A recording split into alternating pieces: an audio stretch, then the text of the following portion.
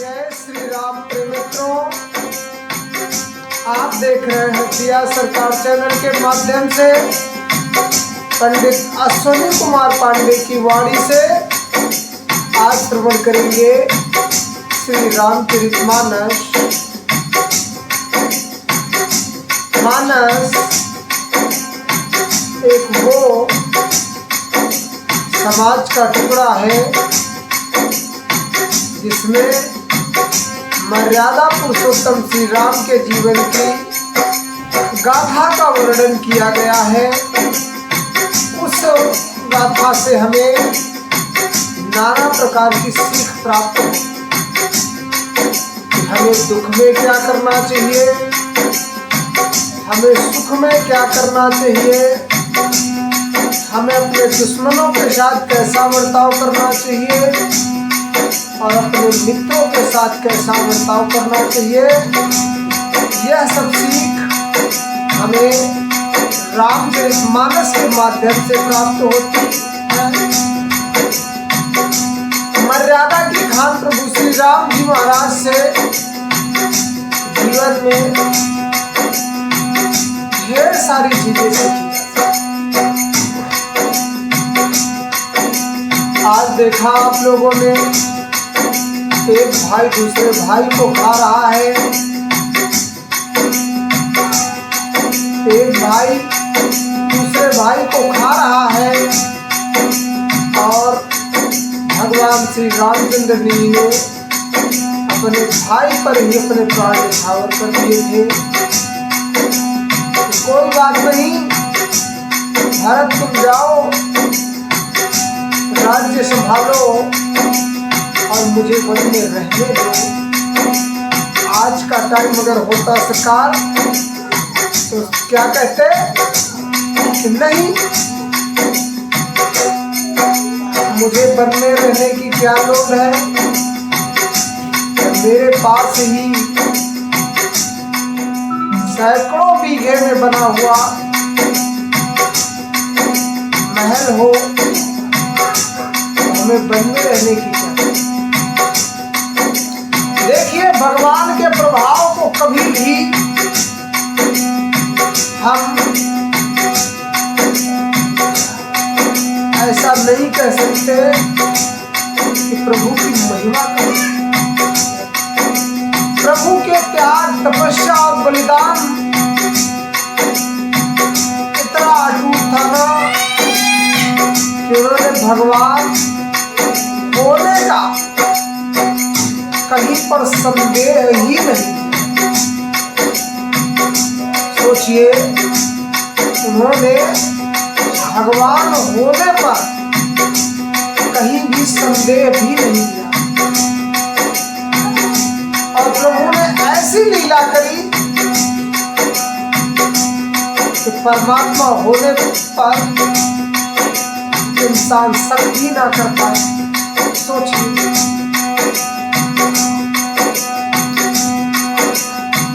किसी भाई पर अपने राज्य को समर्पित कर देना छोटी निष्ठा नहीं थी। आज एक फुट जमीन के लिए ना भाई का कत्ल कर, उन्होंने मां की आज्ञा मान करके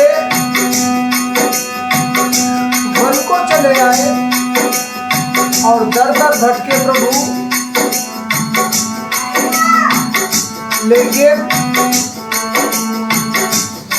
आज उसी मां को लोग दरवाजे। भगवान राम से लक्ष्मण जी कहने लगे, भैया मुझे भी वन चलना है साथ में। राम जी का जवाब सुन करके आप चल रहे। उन्होंने कहा, नहीं, मुझे जाने दे, नहीं मुझे जाने दे और तो माता पिता की सेवा करना, मुझे जाने दे आप। और तुम माता पिता की सेवा करना। माँ की देखभाल करेगा ही कौन लक्ष्मण, तू भी जब चला जाएगा। सोचिए, उसी माँ ने जब प्रभु को 14 वर्षों का वनवास दे दिया हो, और उसी माँ के प्रति प्रभु कैसा सोच रहे हैं। इसलिए मैं कहूँगा भगवान राम से इसको सीखना चाहिए। अरे जनक दुलारी वो दुलारी थी ना,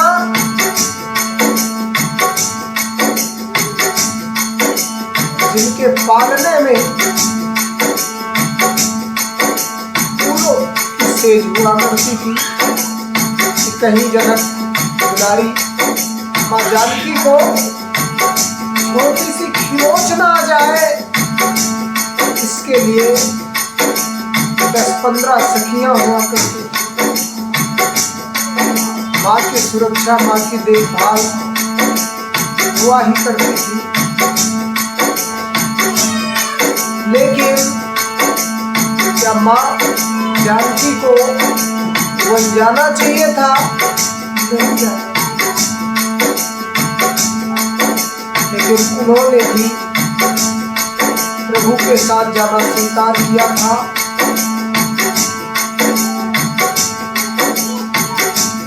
राम की सरकार जब जाने लगे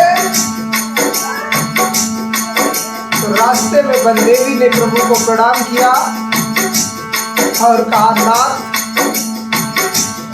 और कुछ कार्य आपके लिए सुलभ कर दूं? तो प्रभु ने जानते हो क्या कहा कि हे बंदेवी, अगर कुछ मेरे लिए करना ही है तो जिस रास्ते से मैं आया हूं ना, उस रास्ते के सभी कांटे हटा देना। तो बंदेवी ने कहा, प्रभु क्यों? बंदेवी ने कहा, प्रभु क्यों?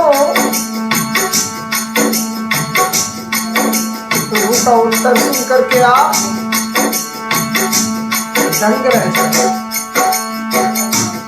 जब बंदेवी ने कहा प्रभु क्यों, तो प्रभु का उत्तर सुन करके आप दंग रह जाएंगे। प्रभु ने क्या उत्तर दिया था उस समय कि मैं तो कष्ट सह लूंगा, लेकिन पीछे पीछे मेरा भाई भरत भी आएगा इसी रास्ते से, तो कहीं उससे कांटे ना सूख जाए। सोचिए कि भाई के प्रति भाई का प्रेम था,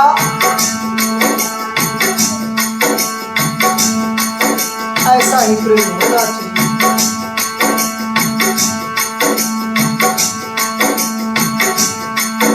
कलयुग में भक्ति इतना सुलभ मार्ग है ना,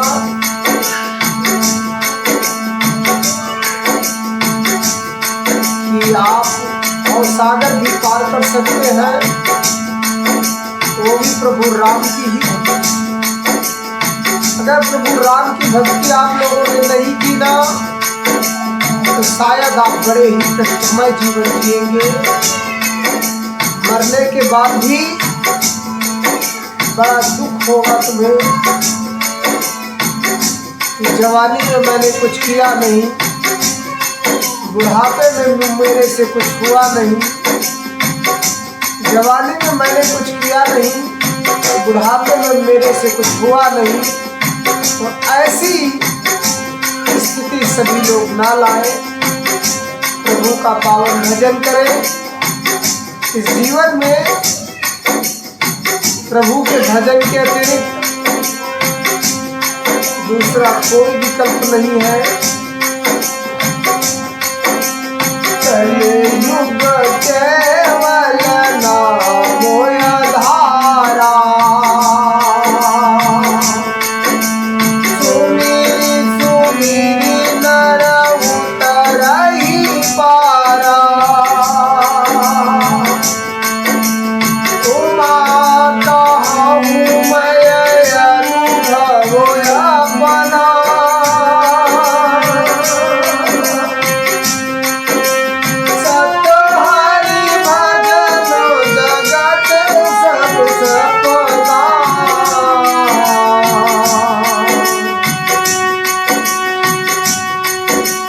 कलयुग केवल नाम आधारा,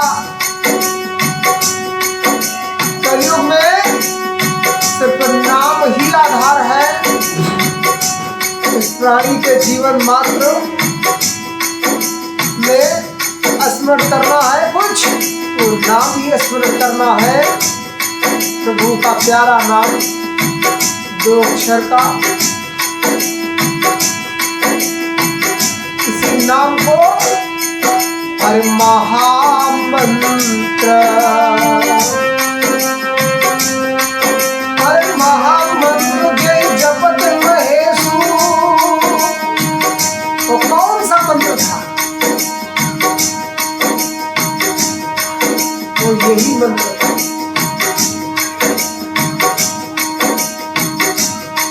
इसलिए सभी लोग प्रभु के पावन भजन को श्रवण करें। जीवन में कोई भी संकट की घड़ी हो, परिस्थितियां कैसी भी हो,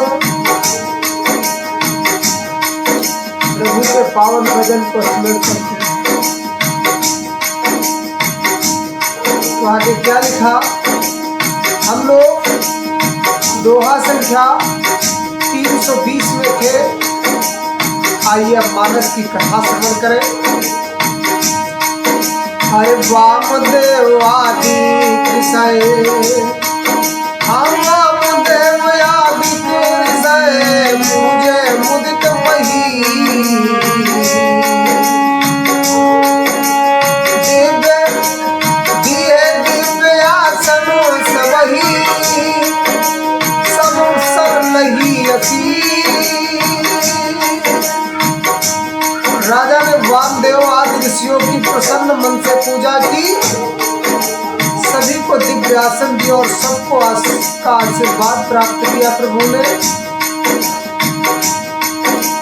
कवन सुराज कठिन जग माही, अरे जो नहीं हो तात तुम पाही। इस संसार में कौन सा ऐसा कार्य है प्रभु जो आप नहीं कर सकते? आप बहुरी कीर्ति को सलपति पूजा, जानी समभाव न दूजा। हर कीन गोरी कर विनय बढ़ाई, नहीं निज भाग्य विभव बहुताई। फिर उन्होंने कौशलाधीश राजा दशरथ की पूजा, उन्हें इस महादेव के समान जान करके, किसके समान? महादेव के समान जान करके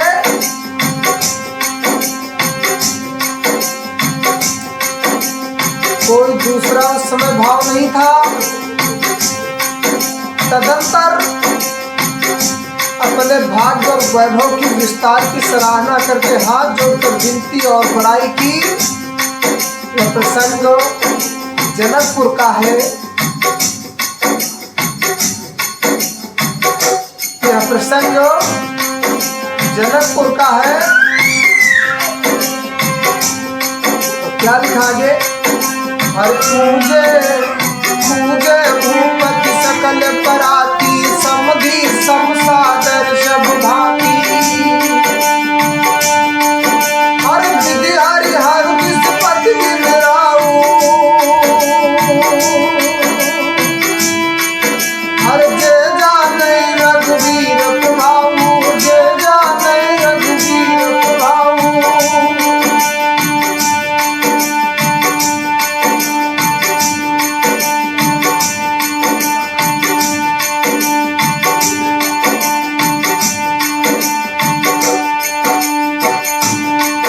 हर पूजे भूपति सकल बराती, समधि समसादर सब भाती।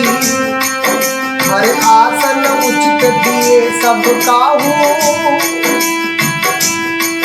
हर कहो काह मुझे कहूँ छाहू। राजा जनक जी ने सब बरातियों को समझी, दशरथ जी के समान ही पूर्वक पूजन किया और सब किसी को उचित आसन दिए। मैं एक मुख से उस उत्साह का क्या वर्णन कर पाऊंगा। हर सकल बरात सनक सन्मानी, सकल बरात जनक सन्मानी, हर दान मान विनती बरबानी, हर विधि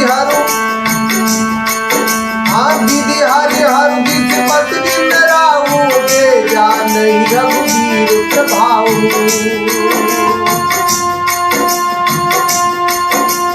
राजा जनक ने दान मान सम्मान विनय उत्तम वाणी से सारी बारात का सम्मान किया। ब्रह्मा विष्णु महेश दिक्पाल और सूर्य श्री रघुनाथ जी का प्रभाव उस समय जानते थे।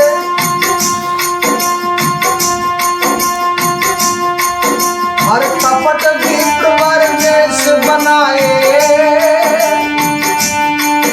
हर कौतुक देखई अति सच पाए, हर पूजे जनक आप मुझे जनक देव सब जाने, हर दिए सुहासन दिन पहचाने। ये कपट से ब्राह्मणों का सुंदर वेश बनाए हुए कौन? ब्रह्मा विष्णु और शिव जी।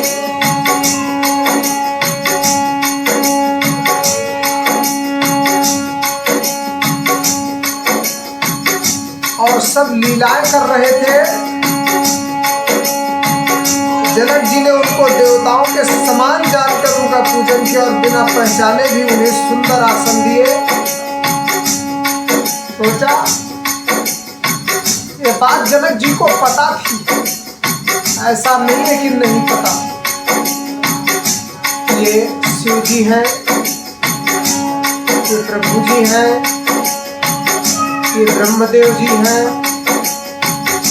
फिर भी इस बात को इग्नोर कर दिया प्रभु की और आसन ऐसे दिए जैसे मान लो जानकर भी अनजान बन जाना।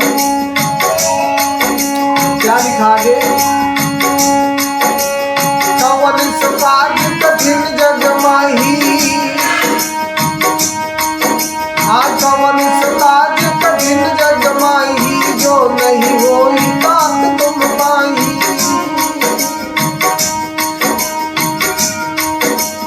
संसार का कोई भी ऐसा कार्य नहीं है जो मेरे बालाजी सरकार नहीं कर सकते। तो क्या लिखा आगे? पहचान को कही जान सब ही आमान, पहचान को कही जान सब ही मान, सुध भोरी भई आनंद कंग लोक दूलहु भय जिस आनंदमयी।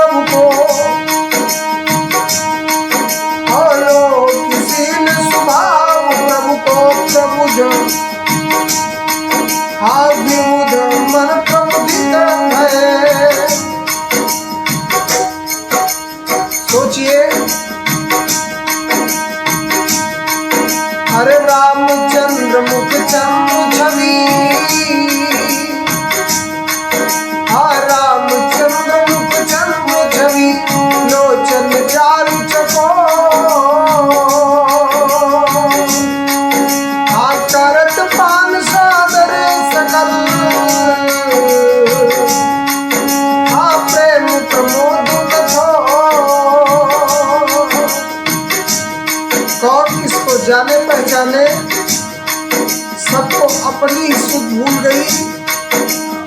आनंद कंद दूल्हा को देखकर और अन्ना आनंदमयी स्थित हो रही है। सुजान सर्वज्ञ श्री रामचंद्र जी ने देवताओं को पहचान लिया, उनकी मानसिक पूजा की, उन्हें मानसिक आसन दिए। प्रभु का शील स्वभाव देखकर देवगण मन में बड़े आनंदित हुए। हरे रामचंद्र मुख चंद्र छवि, रामचंद्र मुख चंद्र छवि, लोचन चारु चकोर, करत पान सादर सकल, करत पान सादर सकल, प्रेम प्रमोद कठोर। श्री रामचंद्र जी के मुख रूपी चंद्रमा की छवि को सभी के सुंदर नेत्र रूपी चकोर आज आनंद पूर्वक रसपान कर रहे हैं। प्रेम और आनंद कम नहीं है। हर समय विलोक बुलाए, समय विलोक बुलाए, सादर सतानंद सुनी आए।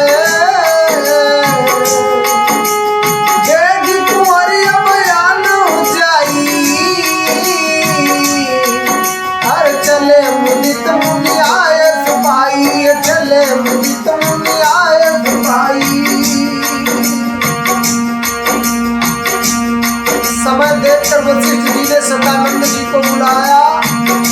वे सुनकर आदर के साथ आए। वशिष्ठ जी ने कहा कि आप जाकर राजकुमारी को शीघ्र लाओ। मुनि की आज्ञा पाकर वे प्रसन्न होकर चले। हर रानी सुनी परोई बानी, रानी सुनो परोई बानी, प्रमुदित सचिन समेत सयानी, दीप वधू कुल व्रत बुलाई, दीप वधू कुल व्रत बुलाई, कर कुल रीत सुमंगल गाई। बुद्धिमती रानी पुरोहित की वाणी सुनकर सखियों सहित बड़ी प्रसन्न हुई। ब्राह्मणों की स्त्रियां और कुल की बूढ़ी स्त्रियों को बुलाकर उन्होंने कुल रीति के अनुसार मंगल गीत गाए। हर नारी बेस जय सुरवर बामा, हर नारी बेस जय सुरवर बामा, हर सकल स्वभाव सुंदरी है श्यामा। आरती नहीं देख सुख पावई नारी, आरती नहीं देख सुख पावई नारी, अबिन पहचान प्राणों ते प्यारी। श्रेष्ठ देवांगनाएं जो सुंदर मनुष्य स्त्रियों के वेश में है, सभी स्वभाव से सुंदरी श्यामा, यानी उस समय 16 वर्ष की अवस्था थी माँ जानकी की। उनको देखकर रजवास की स्त्रियां सुख पाती हैं और बिना पहचान के ही वे सबको प्राणों से भी प्यारी हो रही हैं। हर बार बार सम्मान ही रानी, हर बार बार सम्मान ही रानी, रमा सादर समझानी, सीए सवारी समाज बनाई। हर मुदित मंडप ही चली लवाई, मुदित मंडप ही चली लवाई।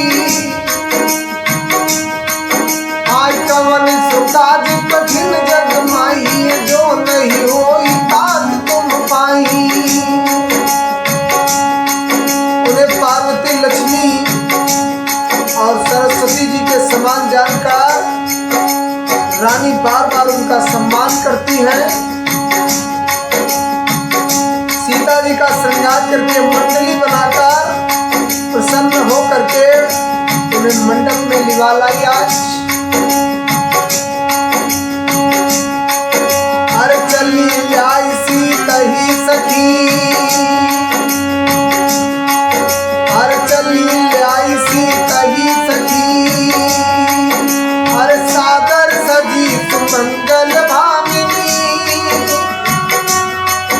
अरे नौ सत साजे सुंदरी, सब मत कुंजर गामिनी। कल गान सुन मुन ध्यान ल्या गई, कल गान सुन मुन ध्यान ल्या गई, काम को खिला गई। मंजीर नूपुर कलित कंगन ताल गति बर्बाद ही। यानी सुंदर मंगल का साज सजाकर रनिवास से स्त्रियां जब सीता जी को निवास चली, सभी सुंदरियां 16 श्रृंगार किए हुए मतवाले हाथियों की सी चाल चल रही थी। उनके मनोहर गान को सुनकर मुनि ध्यान त्याग दिए थे और कामदेव की कोयले भी लजा जाती हैं। पाजेब यानी पंजनी और सुंदर कंकड़ ताल की गति पर बड़े सुंदर बज रहे थे। अरे सोहती बनता वृंद महू, सोहती बनता वृंद महू, सहज सुहावन सी छवि ललना गन मन जनू, अरे सुषमाती कमनिया।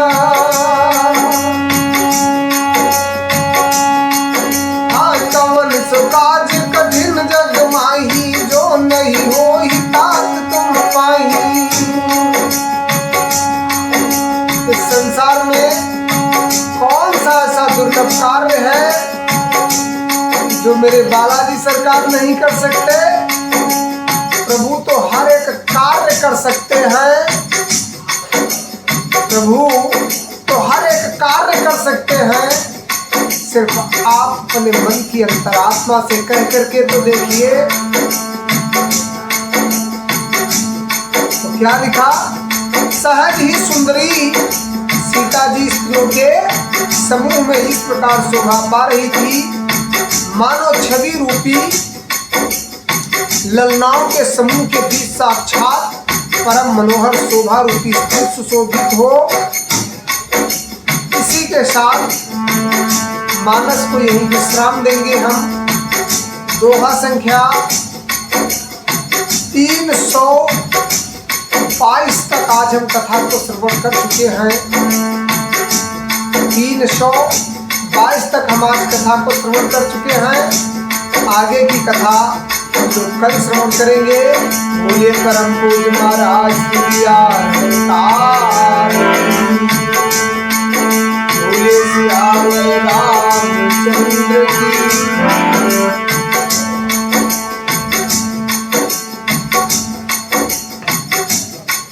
प्रभु की ऐसी सुंदर छवि कल इस प्रसंग को हम लोग श्रवण करेंगे। इसी के साथ दोहा संख्या 322 तक श्रवण कर चुके। इसी के साथ मैं अपनी वाणी को विराम देता हूँ। जय जय सिया राम।